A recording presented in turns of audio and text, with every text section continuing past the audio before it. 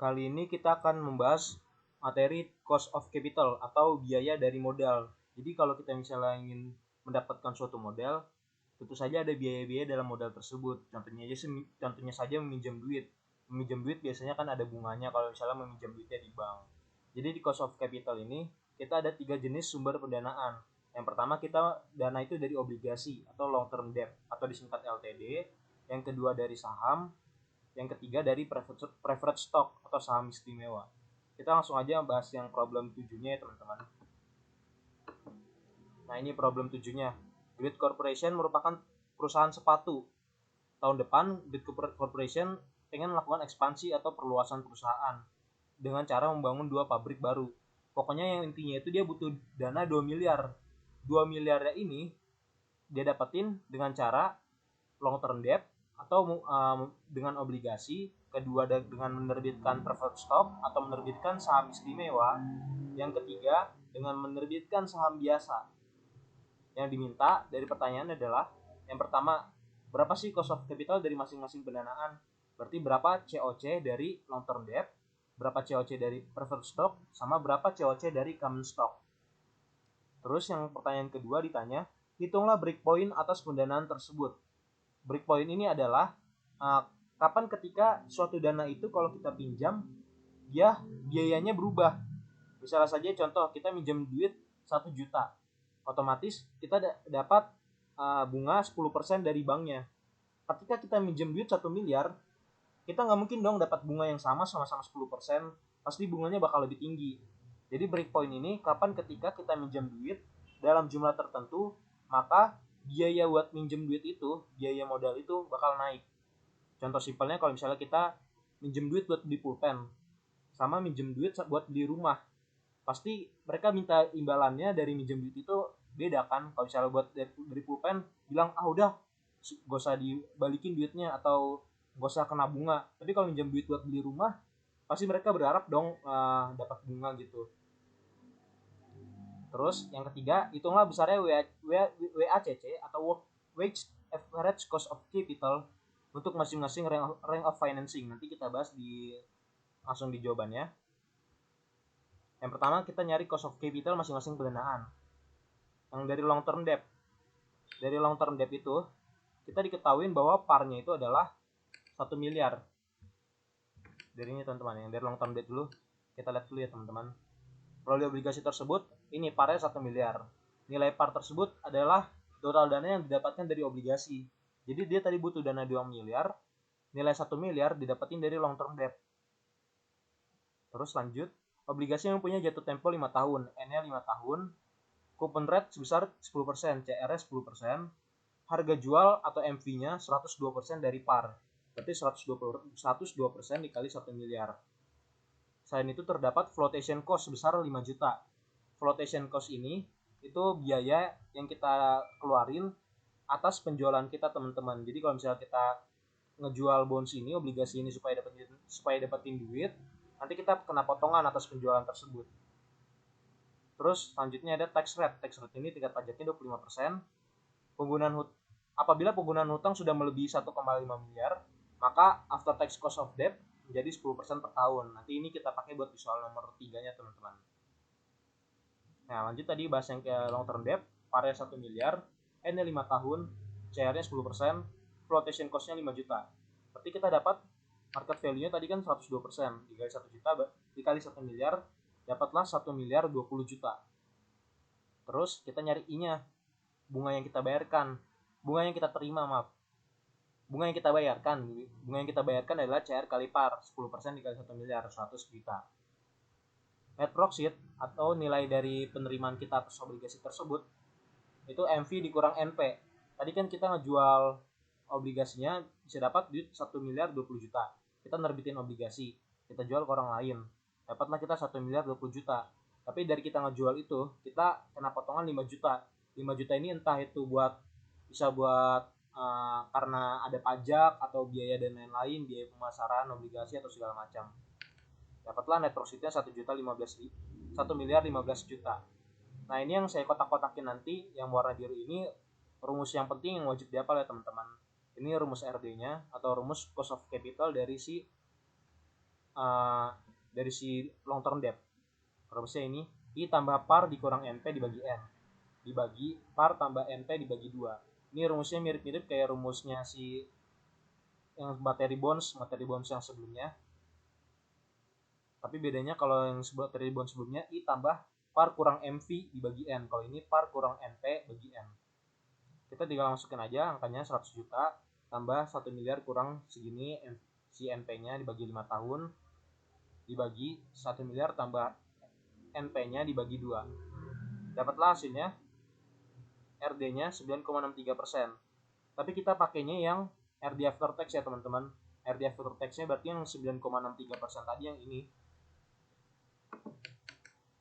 Yang 9,63% ini kita kaliin sama pajaknya. Pajaknya kan tadi 25%. Berarti 1 dikurang 25%. Dapatlah 7,22%.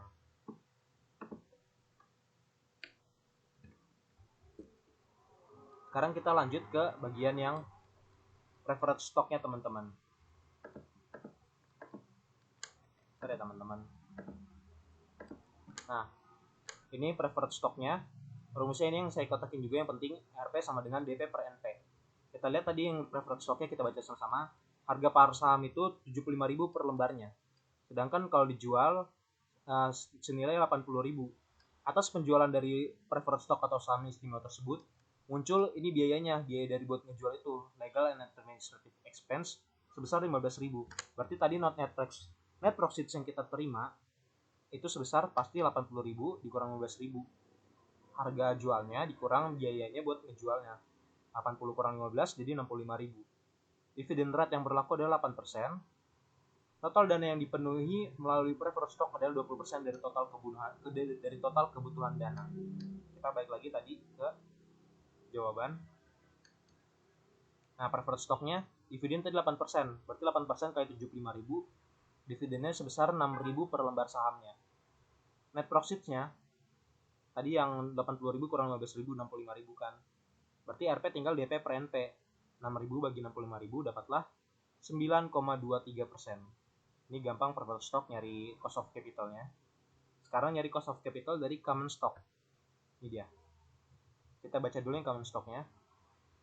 Sisa kebutuhan dana dari yang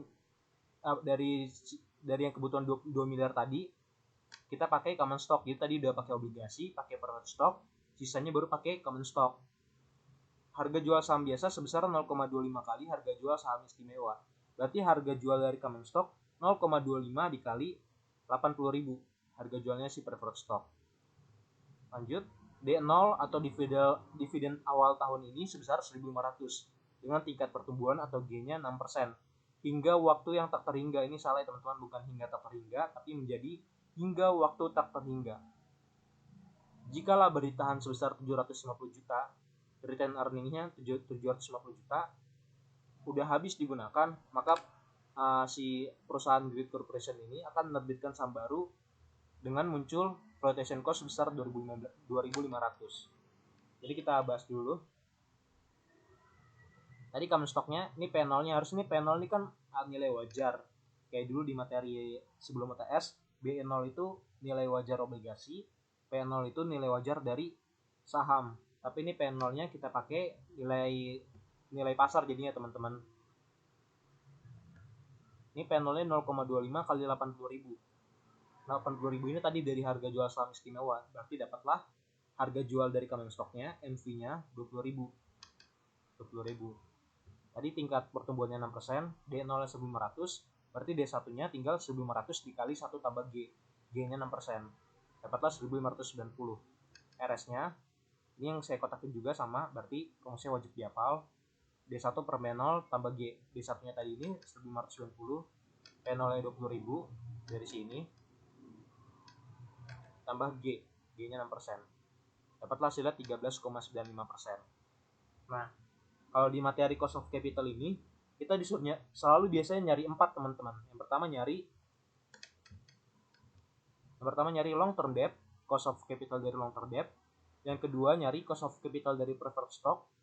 Ketiga nyari cost of capital dari common stock. Keempat nyari cost of capital dari common stock tapi yang baru, new common stock. Nah, rumusnya mirip sama kayak yang tadi nih, post common stock. RS sama dengan D1 per P0 tambah G. Bedanya kalau si yang new P0-nya diganti menjadi NP. Nih teman-teman, NP. Beda kan? Ada NP-nya. Berarti lanjut. D1 tadi sama 1990, bedanya dia pakainya NP 17.500. Baru tambah G lagi 6%. Hasilnya dapat 15,09%. Sampai sini kalau misalnya dirasa kecepatan bisa di pause dulu videonya teman-teman, atau di back lagi. Itu link materi PPT ini ada di grup lain di notes. Oke, sekarang kita lanjut yang bagian B-nya, break even point atas pendanaan. Nah, di sini kita break even point-nya cuma dapat 2 teman-teman, cuma break even point yang si LTD atau long term debt sama break even point dari common stock. Kenapa cuma 2? Kita lihat di soal tadi teman-teman. Nih, apabila penggunaan hutang sudah melebihi 1,5 miliar, maka cost of debt-nya berubah. Oke, dibilang menjadi 10%. Kalau long term debt sudah melebihi 1,5 miliar. Kalau yang common stock, kalau misalnya laba Ritahanda yang dipakai buat nerbitin saham sebesar 750 juta telah habis digunakan atau udah lewat, maka muncul flotation cost 2.500. Ada biaya tambahan dari kita nerbitin sahamnya. Pokoknya dikasih tahu kalau penggunaan dana sudah melebihi suatu nilai tertentu. Misalnya udah melewati 1,5 miliar atau melewati 750 juta. Sementara di preferred stock dia nggak dikasih tahu nih, ada nggak batas penggunaan preferred stock? Nggak ada kan batas penggunaan dana preferred stock. Berarti langsung aja kita pakai yang LTD sama CS, yang preferred stock atau PS nggak usah dipakai. Cara buat menghitung break even point-nya ini, kita hitung dulu weighting-nya atau weighted-nya atau pembobotannya. Tadi kan si long term debt kan kita dapat dana 1 miliar, sementara kebutuhannya 2 miliar. Langsung aja bagi 1 miliar bagi 2 miliar dapat 50%. Berarti break even point-nya dari 1,5 miliar, 1,5 miliar yang tadi ini batasnya. Ini teman-teman, apabila penggunaan hutang sudah melebihi 1,5 miliar, berarti long term debt batasnya tadi 1,5 miliar. 1,5 miliar dibagi 50%, dapatlah 3 miliar. Ini break even point si long term debt atau break even point dari obligasi sebesar 3 miliar. Kalau break even point dari common stock, kita hitung dulu tadi weightingnya atau weighted-nya atau pembobotannya. 100% dikurang 50% kurang 20%. Tadi kan yang 50% ini break even point yang si long term debt, 20% yang preferred stock, berarti sisa 30%. Ini dapat dari mana? Saya tunjukin ya teman-teman. Yang ini. Sisa kebutuhan dana dipenuhi melalui penerbitan saham. Jadi long term debt tadi kan dia 1 miliar. Berarti 50% kepake di long term debt. Kalau preferred stock dia sebesar 20% dari total kebutuhan dana. Berarti kita butuh dana berapa persen lagi? Butuh 30% lagi. 30%-nya dari 2 miliar sebesar 600 juta. Nah, amount of funds-nya 750 juta. Dari tadi diketahui di soal kalau sudah melewati 750 juta. Jika laba ditahan sebesar 750 juta telah habis digunakan. Berarti kalau misalnya kita nerbitin saham biasa, maksimal nerbitin pendanaannya sebesar 750 juta. Langsung kita masukin 750 juta dibagi weightingnya atau weighted-nya 30%. Dapatlah break even point-nya sebesar 2,5 miliar teman-teman. Sekarang kita lanjut bagian C, bagian terakhirnya. Nah, ini bagian terakhirnya teman-teman. Di sini kita ada 3 tabel. 0 sampai 2,5 miliar, 2,5 sampai 3 miliar, dan lebih dari 3 miliar. Kita lihat dapat dari mana tabel ini. Dari sini teman-teman. Jadi kalau break point-nya ada 2, ini 2,5 miliar sama 3 miliar, berarti tabelnya ada 3. 1, 2, 3. Barisnya ada 3. 0 sampai 2,5 miliar, 2,5 sampai 3, lebih dari 3. Kalau ininya ada 2 break even point-nya. Kalau break even point-nya ada 3, berarti barisnya ada 4. Ada 4 barisnya. Kalau break even point-nya ada 4, barisnya berarti ada 5 dan seterusnya. Nah ini karena ada 2,5 sampai 3, berarti barisnya ada 3, 0 sampai 2,5, 2,5 sampai 3, dan lebih dari 3 miliar. Nah ini tabelnya kayak gini.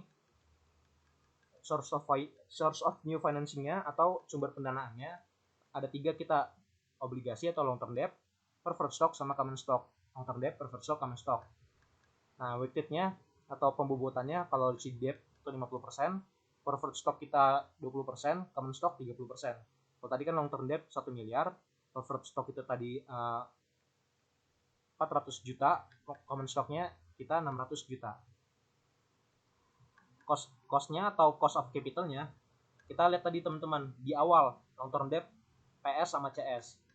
Di awal long term debt 7,22, preferred stock 9,23, dan common stock 13,95%. Ini dia 7,22, 9,23, dan 13,95%. Nah yang ini yang WACC-nya, weighted cost-nya tinggal kita kali. Ini kali ini dapat ini. Ini kali ini dapat ini. Ini kali ini dapat ini. Kita jumlahin dapatlah 9,65%. Ini WACC yang pertamanya. Terus yang kedua, ketika kita pendanaannya di antara 2,5 miliar sampai 3 miliar. Kalau kita di antara 2,5 miliar sama 3 miliar, siapa yang berubah? Nah, kita lihat kan tadi si cost of common stock-nya. Cost of common stock berubah ketika dia dananya sudah mencapai 2,5 miliar. Berubah berarti tadinya berapa cost of common stock? Common stock tadi cost of capitalnya 13,95% teman-teman.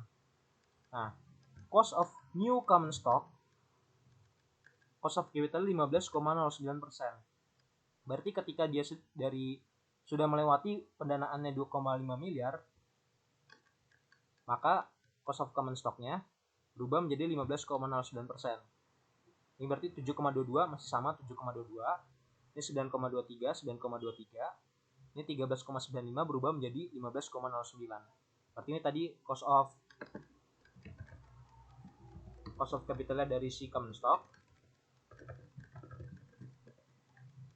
Yang ini cost of capital new common stock.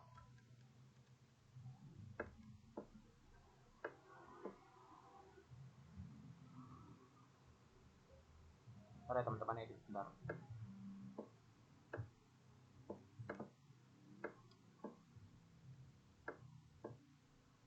Nah, terus kalau misalnya dia WACC-nya, WACC yang ketiga, kalau misalnya dia lebih dari 3 miliar, kalau dia lebih dari 3 miliar, yang berubah siapa? Si debt atau obligasi. Jadi kalau misalnya dia melebihi 3 miliar, udah melebihi break-even point-nya, maka dia biaya modalnya berubah. Biaya modalnya berapa? Si cost of capital debt.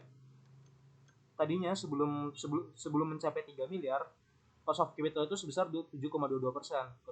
Cost of capital dari debt-nya. Sementara kalau misalnya dia sudah melewati, jadi berapa? Di sini kita tahu di soal. Apabila penggunaan hutang sudah melebihi 1,5 miliar, maka after tax cost of debt menjadi 10%. Berarti jadi 10% nih teman-teman. Nah,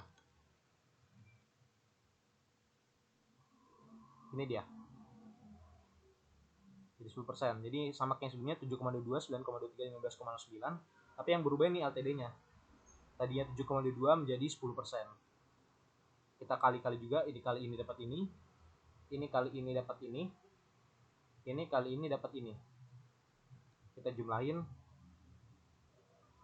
dapatlah hasilnya 11,38%. Sekian dari saya. Intinya kita review ulang ya teman-teman. Di soal cost of capital, kita ada 3 pendanaan, yaitu long term debt, preferred stock, sama common stock. Kita nyari tahu nih berapa sih besarnya biaya dari modal yang kita cari. Jadi kalau misalnya kita mau minjem duit atau kita mau nyari modal, selalu ada biayanya yang kita keluarin buat mendapatkan modal itu teman-teman. Oke, kita cari. Nah, cara nyarinya yang ini. Kalau misalnya dia pakai obligasi, ini rumusnya. kalau misalnya cost of capitalnya dari preferred stock ini rumusnya, kalau dari common stock ini rumusnya ambil ini juga. Tapi kalau misalnya common stock kita cari 2 kali, common stock sama new common stock. Nah, terus kita cari break even point-nya. Rumusnya ini, batas dananya, batas dana atasnya dibagi weighting-nya. Berapa persen sih dia pembobotannya. Terus udah dapat, kalau misalnya dia ada 2 break even point, berarti dia bikin 3 tabel, 1, 2, 3. Kalau ada 10 break even point, berarti ada 10 sumber pendanaan, berarti bikin 11 tabel. Tapi biasanya sih 3 atau 2 doang. Nah, terus kita cari weightingnya berapa tadi kali costnya yang kita cari dari sebelum dan sesudah. Sebelum 2,5 miliar berarti si cost of capitalnya si CS 13,95. Setelah lebih dari 2,5 miliar dia 15,09%. Terus setelah lebih dari 3 miliar LTD yang berubah dari 7,22% jadi 10%. Sekian dari materi hari ini. Kalau ada yang mau ditanya, tanya aja ya lewat line atau di komentar YouTube. Terima kasih.